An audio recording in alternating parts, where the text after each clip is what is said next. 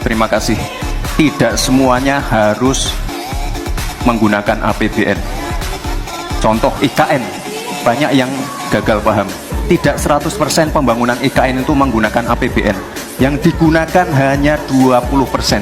Sisanya adalah investasi dari swasta dan investasi dari luar negeri. Ini yang banyak yang gagal paham.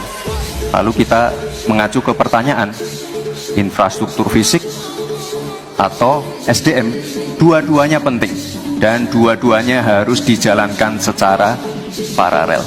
Karena sekali lagi, untuk menuju Indonesia emas dibutuhkan generasi emas. Kita butuh future talents yang menguasai future. Tapi tadi saya tergelitik, anggaran untuk IKN itu hanya 20% dari APBN dan sisanya dari investor.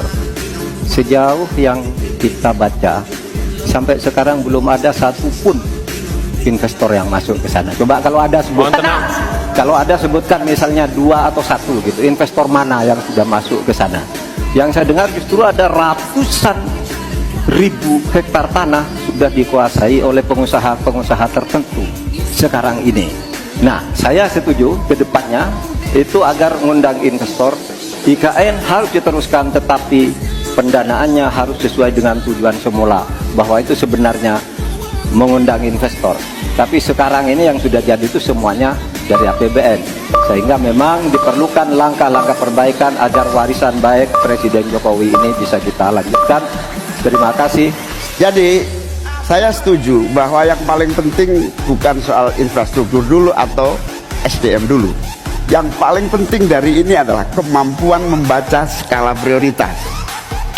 Seluruh proyek-proyek besar yang ambisius, ini IKN sebagai salah satu contoh saja, itu kalau hanya mengandalkan APBN hampir 500 triliun.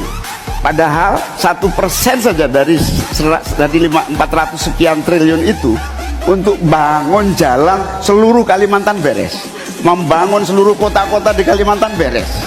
Dan yang paling penting infrastruktur yang untuk SDM 3% aja dari seluruh anggaran IKN itu bisa membangun sekolah dengan baik di seluruh Kalimantan. Itu contoh kemampuan mengambil skala prioritas.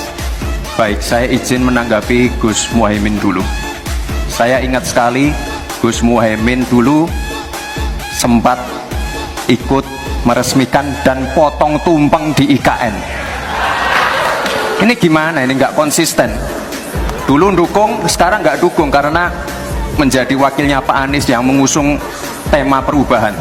Sekali lagi Gus, mohon maaf, IKN ini bukan hanya membangun bangunan pemerintah, tapi juga sebagai simbol pemerataan pembangunan di Indonesia, sebagai simbol transformasi pembangunan di Indonesia. Dan untuk menanggapi Prof. Mahfud, Prof, mungkin nanti setelah pulang dari debat bisa di Google, sudah banyak yang masuk Mayapada, Agung Sedayu, dan nanti akan tambah lagi mungkin setelah Pilpres, karena mereka pasti akan wait and see melihat stabilitas politik di Indonesia. Terima kasih Prof.